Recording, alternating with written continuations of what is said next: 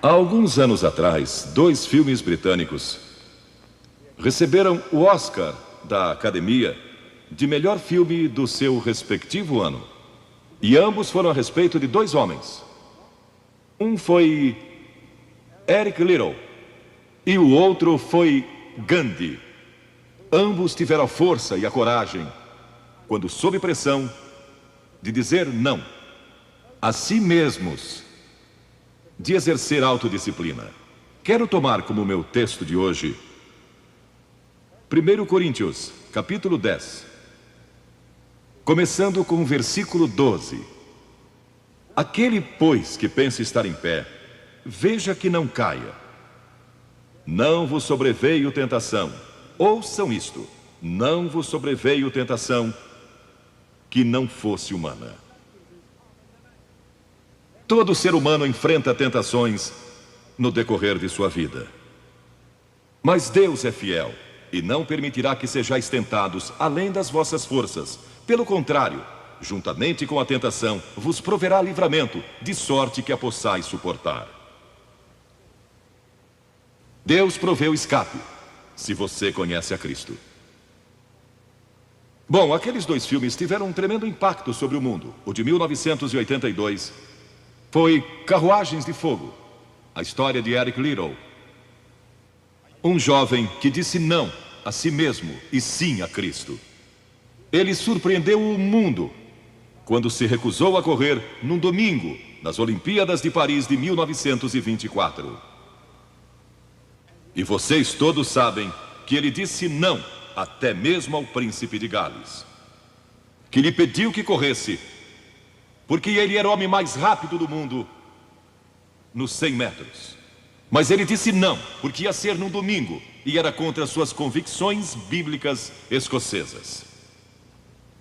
E recentemente foi comemorado o 60º aniversário da grande vitória de Eric Liddell nas Olimpíadas, porque ele correu nos 400 metros, em que ninguém achava que teria chance, e venceu. E fizeram esse grande filme a respeito da sua vida. E o que muita gente não sabe é que a vida de Eric Liddell não se limitou àquela vitória, porque depois que se formou na Universidade de Edimburgo, quando partiu, a estação estava lotada de colegas e professores cantando "Saudai o nome de Jesus", porque Eric Liddell foi para a China como missionário. Foi capturado pelos japoneses durante a guerra e morreu num campo de concentração japonês. Mas naquele campo, ele trouxe alegria e coragem a todos os prisioneiros, pois pregou para eles e cantou para eles, ministrando as suas almas. E ouvi dizer que estão preparando um outro filme, mostrando sua vida ali, porque ele teve coragem de dizer não. O mundo ouviu falar dele, porque ele disse não àqueles que tentaram fazer com que abandonasse as suas convicções cristãs pessoais. E eu penso em William Booth, há pouco mais de 100 anos atrás, que fundou o Exército da Salvação. Ele se converteu, tornou-se um vigário, um pastor, e foi para as favelas de Londres, para as zonas da luz vermelha. Pregou entre a gente pobre, formou um pequeno grupo chamado Banda Aleluia, e ia às esquinas, e ia também às prisões. E alguns dos líderes religiosos da época não gostaram daquilo.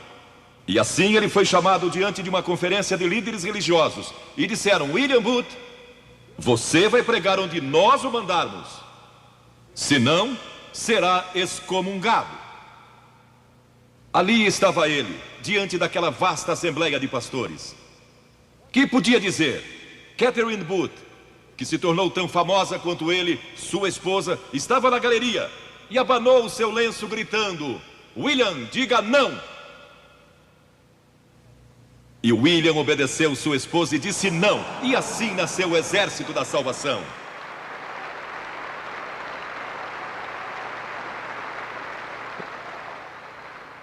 Lemos muitas histórias na Bíblia a respeito de jovens que disseram não e mudaram o curso da história. A primeira que quero mencionar, talvez nunca tenham ouvido falar. Seu nome foi Vasti e foi rainha da Pérsia. a esposa de Assuero, que reinou desde a Índia até a Etiópia. Pensem em todo o petróleo que ele tinha e provavelmente nem sabia. Um dos monarcas mais ricos que já viveu. E ele deu uma grande festa que durou muitos dias. No fim, provavelmente já bêbado, ele ordenou que sua esposa Vasti viesse e ali dançasse para todos os seus convidados. E ela assombrou aquele grupo de líderes mundiais. Ao se recusar, ela disse: não, eu não vou expor o meu corpo para esses homens. Ele mandou outra mensagem, ameaçando que ela deixaria de ser rainha e perderia seus confortos e bens materiais e toda a sua fama. Mas a sua resposta foi a mesma: não. E ela mudou a história, porque foi deposta como rainha. Nada mais sabemos. Mas por causa dela, Esther se tornou rainha e o povo judeu foi salvo. E até o dia de hoje, o povo judeu celebra um grande feriado, porque uma mulher disse não e abriu a porta para a salvação do povo judeu, porque havia um homem como Hitler, e era o primeiro-ministro do país, decidido a destruir e aniquilar os judeus. Agora, a Bíblia tem muito a dizer a respeito de sensualidade e lascívia e depravação. A palavra lascívia significa a tendência de incitar desejos sensuais. Sensualidade significa o apelo proposital aos sentidos físicos para satisfação pessoal. Talvez lendo um livro pornográfico ou assistindo um filme impróprio. A Bíblia diz que devemos nos abster das paixões carnais, da sensualidade, que fazem guerra contra a alma. Elas estão em guerra contra a sua alma e seu espírito. E a Bíblia diz que devemos nos abster delas, ficar longe delas. E então a Bíblia usa outra palavra, réprobo. Agora, isso se refere a pessoas totalmente depravadas, de consciências mortas ou cauterizadas, não sabem mais corar, perderam a capacidade de discernir entre o bem e o mal. E em Romanos 1:28 lemos: e por haverem desprezado o conhecimento de Deus, o próprio Deus os entregou a uma disposição mental reprovável para praticarem coisas inconvenientes. Ou seja, Deus desistiu deles dizendo: vão em frente. Gozem toda depravação e toda sensualidade que quiserem, não vou perturbá-los. Ainda não. Mas saibam que seus pecados os acharão e prestarão contas no dia do juízo. E Paulo, escrevendo ao jovem Timóteo, disse: também estes resistem à verdade, homens de todo corrompidos, réprobos quanto à fé. Em outras palavras, rejeitaram a Cristo por tanto tempo que suas consciências se cauterizaram e seus corações se endureceram. E mesmo que o Espírito de Deus lhes fale, eles não podem ouvir. É por isso que é importante que você aceite a Cristo quando é jovem. É importante que venha a Cristo agora. Se o Espírito de Deus está falando com você, entregue a sua vida a Cristo. Porque o dia pode chegar em que a sua consciência esteja morta e você não possa mais ouvir a voz de Deus. Ela disse não. Mas Vasti, você vai perder o trono, vai perder suas riquezas, pode até perder sua vida. Ela disse: minha resposta é não. Qual é sua resposta hoje àquelas coisas que são erradas? À mentira, à lascívia, à cobiça, ao preconceito racial? Qual vai ser? Você vai disciplinar seu corpo? Vai permanecer firme às convicções que Cristo e a Bíblia ensinam? Ou vai ceder e seguir pelo caminho largo que leva à destruição? Ou vai entrar pela porta estreita e pelo caminho apertado que conduz à vida eterna? Qual vai escolher? Você tem uma escolha hoje. Deus nunca vai forçá-lo a escolher. E então houve um outro jovem, um jovem chamado Daniel. E a Bíblia diz que Daniel resolveu em seu coração que não se contaminaria com as finas iguarias do rei, nem com o vinho que ele bebia. Agora, Daniel era um jovem que tinha um propósito. Ele havia sido capturado em Jerusalém. Quando o exército de Nabucodonosor invadiu a cidade, ele foi capturado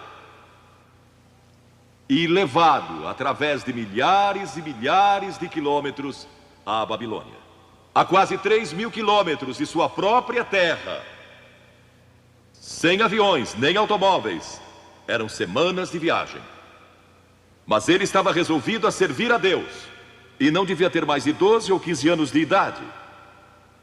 E Nabucodonosor, o grande rei, levara cativos de Jerusalém para a Babilônia, e ordenou que aqueles jovens, em quem não havia defeito, de boa aparência e instruídos em toda a sabedoria, fossem ensinados em sua corte, para que ele pudesse usá-los. Ele queria usar aqueles jovens judeus, porque sabia que eles tinham um dom especial.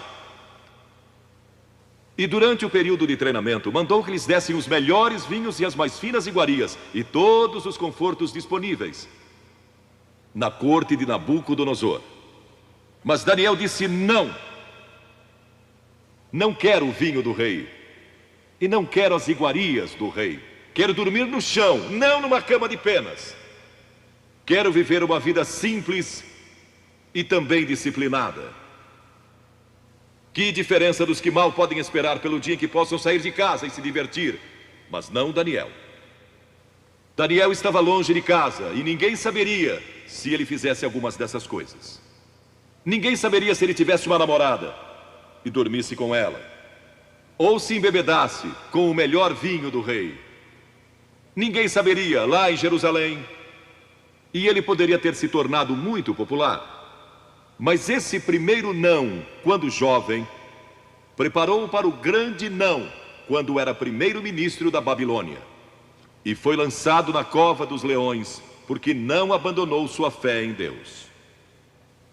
Nós nos contaminamos ao comer demais, ou ao nos embebedarmos, ou ao tomar drogas, ou gastando tempo demais assistindo televisão, ou indo aos cinemas. Jesus declarou em Lucas capítulo 21: acautelai-vos, para que nunca vos suceda que os vossos corações fiquem sobrecarregados com as consequências da orgia e das preocupações deste mundo, e para que aquele dia não venha sobre vós repentinamente. O apóstolo Paulo disse: não disponhais para a carne no tocante às suas concupiscências. E Pedro disse: porque basta o tempo decorrido para terdes executado a vontade dos gentios, tendo andado em dissoluções, concupiscências e em detestáveis idolatrias. A Bíblia diz que devemos disciplinar nossas mentes e também nossos corpos, e disciplinar o coração pela nossa fé em Cristo. E então houve outro jovem chamado José, que foi vendido para o Egito pelos seus irmãos e se tornou escravo de um homem chamado Potifar. E Potifar tinha uma linda esposa, e José era forte e bonito. E em Gênesis, no capítulo 39, se quiserem ler a história, lemos a respeito da tentação de José. A esposa de Potifar se apaixonou por José, porque José se tornou mordomo de toda a casa de Potifar, cuidando dos seus negócios. E ela viu aquele belo jovem, viril e de boa aparência, andando pela casa e pelo jardim, cuidando dos negócios todos os dias, e ela o cobiçou. E disse: deita-te comigo. Ele disse: não. E acrescentou: não posso fazer isso ao meu senhor, que me confiou tudo o que tem, exceto sua esposa. Não posso pecar contra Deus, o Deus dos meus pais. Ele estava longe de casa, lá no Egito, quem saberia?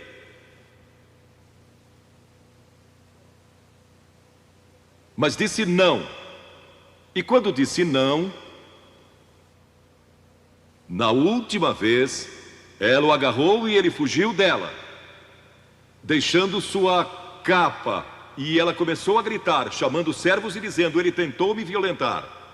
O que não era verdade. Mas Potifar acreditou e mandou que ele fosse lançado na prisão. E muitos de vocês sabem a história, que ele foi para a prisão e através de uma série de circunstâncias, ele depois se tornou primeiro-ministro de todo o Egito e governou o Egito sob o faraó. Deus o guardou e o promoveu, porque José teve a coragem de dizer não quando foi tentado. Agora, sexo não é pecado. O sexo nos foi dado por Deus para a propagação da raça humana e para nosso prazer, dentro de certos limites que Deus estabeleceu para o matrimônio. As características de um cristão são autocontrole e autodisciplina. E Paulo, escrevendo a Timóteo, disse: conserva-te a ti mesmo puro. Mas como você pode se conservar puro num mundo como este? Como pode se manter puro olhando para as bancas de jornais ou assistindo a alguns filmes? Como pode se manter puro com as tentações que enfrenta todo dia? Não pode, de modo algum, exceto se Cristo está em seu coração. Ele lhe dará força e o poder, porque nenhuma tentação lhe sobrevirá que Cristo não lhe ofereça o meio de escape. Entregue sua vida a Cristo hoje, deixe que Ele controle a sua vida, deixe Ele ser Senhor de sua vida, deixe que Ele controle essa área de sua vida, sua mente, seu corpo e sua vida sexual. Deixe que Ele tome conta dela. E lemos a respeito de um outro jovem chamado Moisés. Em geral pensamos em Moisés como um homem velho, de barba, mas foi na juventude que ele tomou a decisão que o levou à grandeza. Porque a Escritura diz, pela fé Moisés, quando homem, talvez 17 ou 18 anos de idade, recusou ser chamado filho da filha do faraó. Recusou. Ele fez uma escolha, preferindo ser maltratado junto com o povo de Deus, a usufruir prazeres transitórios do pecado. Agora, observe que ele estava no Egito. Era filho da filha de Faraó, herdeiro do trono do Egito. E talvez seria o próximo faraó. Mas ele fez uma escolha, porque sabia que seu povo, o povo de Israel, era escravo dos egípcios. E ele teve que tomar uma decisão no auge da sua glória. E no auge de tudo que lhe foi oferecido. E ele disse não a Faraó. Não vou ser seu filho, prefiro sofrer e morrer com o meu povo e servir o Deus vivo e verdadeiro. E foi exatamente o que ele fez. E conhecemos Moisés hoje como um dos grandes homens da história. Ele rejeitou os prazeres transitórios do pecado. E há uma diferença entre prazeres e alegria. Quem ama os prazeres empobrecerá, diz a Bíblia. E ela cita um homem que disse: entreguei meu coração à loucura e aos seus prazeres, mas tudo isso é correr atrás do vento. Quem vive em prazeres está morto, embora viva, amando os prazeres mais do que a Deus. A Bíblia diz que há pessoas que amam aos prazeres mais do que amam a Deus. É o seu caso? Você ama a Deus mais do que ama prazeres pecaminosos? Não falo de esportes e todas essas coisas maravilhosas que temos. Falo de prazeres pecaminosos. Mas a alegria é produzida pelo Espírito Santo. E há centenas de passagens que falam dessa alegria. Você pode ter alegria, mesmo quando não tem prazer, porque a alegria é profunda. O anjo disse aos pastores naquela grande noite: não temais, pois vos trago boa nova de grande alegria, que o será para todo o povo. E mesmo no sofrimento, quando você recebe a Cristo, Deus não remove o sofrimento. Ele não remove todos os problemas e as dificuldades da sua vida. Não faz isso. Ele não promete, se você está desempregado, conseguir um emprego amanhã se você aceitar a Cristo hoje à noite. Ele promete que lhe dará graça e força e alegria em qualquer situação. Bem-aventurados sois quando os homens vos odiarem e quando vos expulsarem da sua companhia, vos injuriarem e rejeitarem o vosso nome como indigno, por causa do Filho do Homem. Regozijai-vos naquele dia e exultai, Ele disse: quando vierem a mim e tiverem problemas e tribulações e as pessoas odiarem vocês, ele disse: exultai, porque grande é o vosso galardão lá no céu, pois dessa forma procederam seus pais com os profetas. Todos que viverem piedosamente em Cristo serão perseguidos, a Bíblia diz. Ainda haverá sofrimento. Jesus disse: quem não tomar a sua cruz e negar-se a si mesmo, não pode ser meu discípulo. Moisés escolheu a alegria de seguir a Deus, em vez da vida de prazeres no Egito. O que você está seguindo? Qual é a sua escolha nesta hora? E então o último é Jesus. Jesus foi tentado em todas as coisas à nossa semelhança, mas sem nenhum pecado. Quer dizer que Jesus foi tentado a mentir? Sim. Que Jesus foi tentado a cobiçar? Sim. Que ele foi tentado a adulterar? Sim. Que Jesus foi tentado a roubar? Sim. Ele foi tentado em todas as coisas, como nós, mas sem pecado. Como ele teve vitória sobre a tentação? A Bíblia nos diz no capítulo 4 de Mateus e em muitos outros textos, mas vou falar só deste.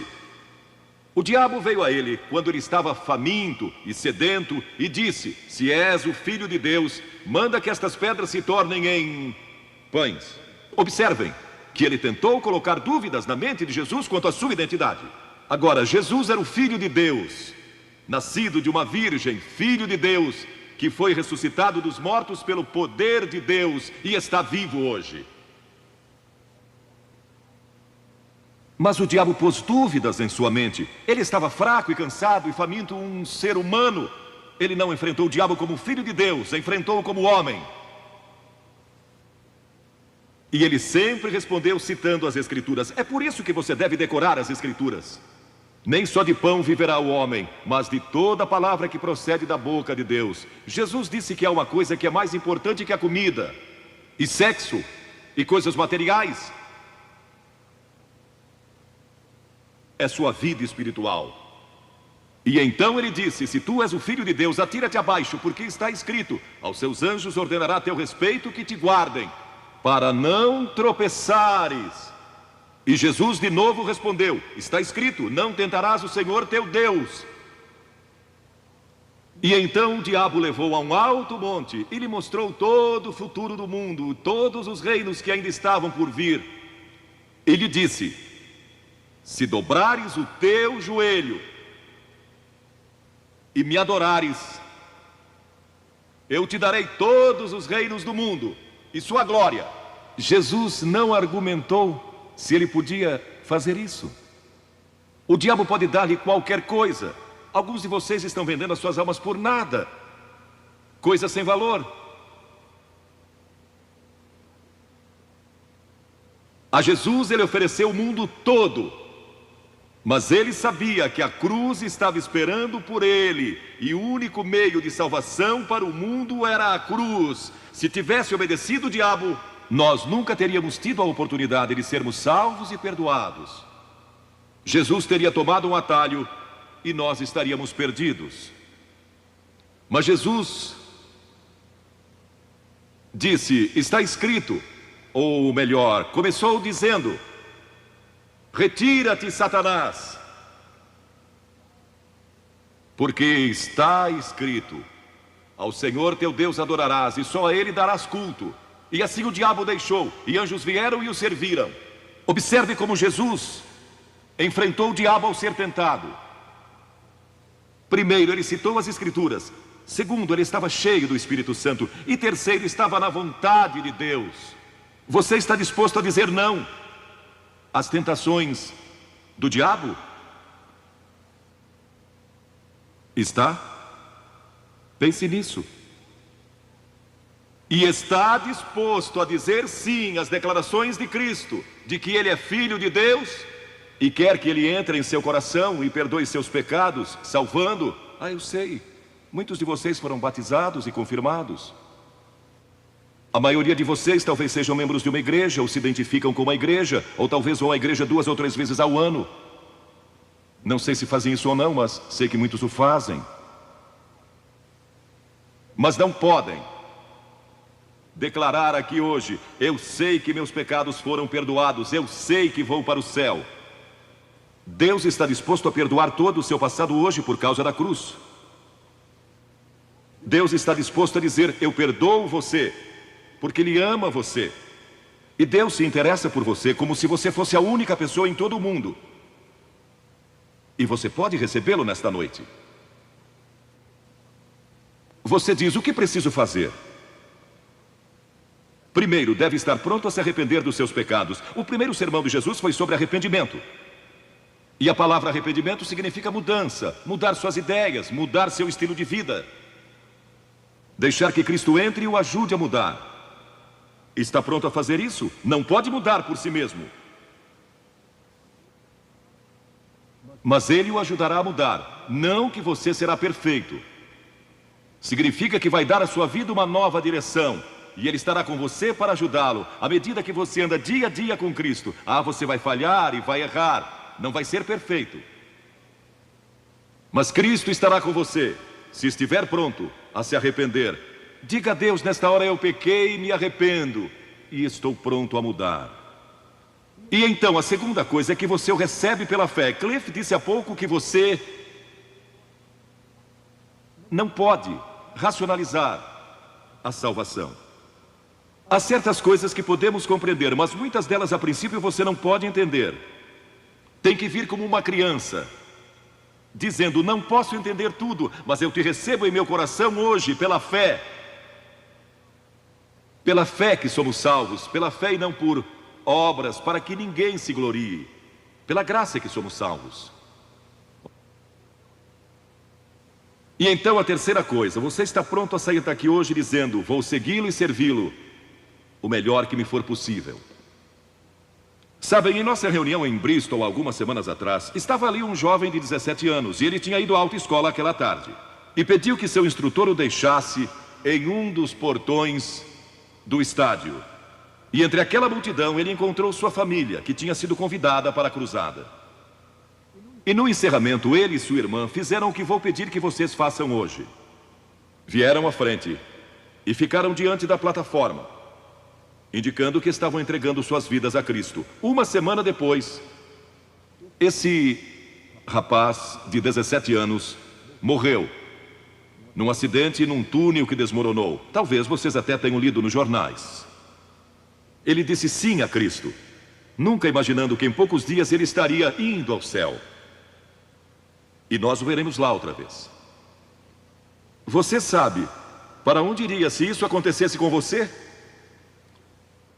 Certifique-se antes de sair daqui. Vou pedir que saiam dos seus lugares agora, centenas de vocês, talvez milhares até, e venham e fiquem aqui na frente, calmamente e reverentemente, dizendo ao vir: eu me arrependo dos meus pecados, quero receber a Cristo em meu coração, quero saber que fui perdoado e que um dia vou para o céu, quero esta nova vida. Você diz: mas Billy, por que você pede que venhamos publicamente? Por que em público? Porque toda pessoa a quem Jesus chamou no Novo Testamento chamou em público. Ele disse: se não estiver disposto a me confessar diante dos homens, tampouco eu o confessarei diante do meu Pai que está nos céus.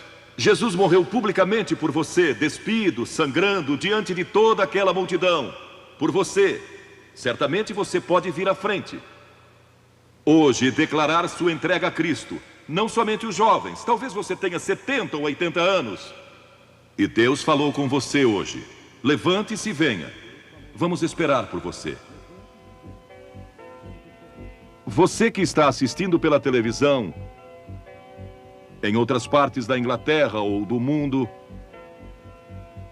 também pode tomar uma decisão por Cristo agora. Entregue sua vida a Cristo hoje e tome a decisão que estas pessoas estão tomando, estas centenas de pessoas. Vimos mais de 3.000 pessoas todas as noites. Que Deus o ajude a tomar essa decisão hoje. E procure uma igreja mais próxima.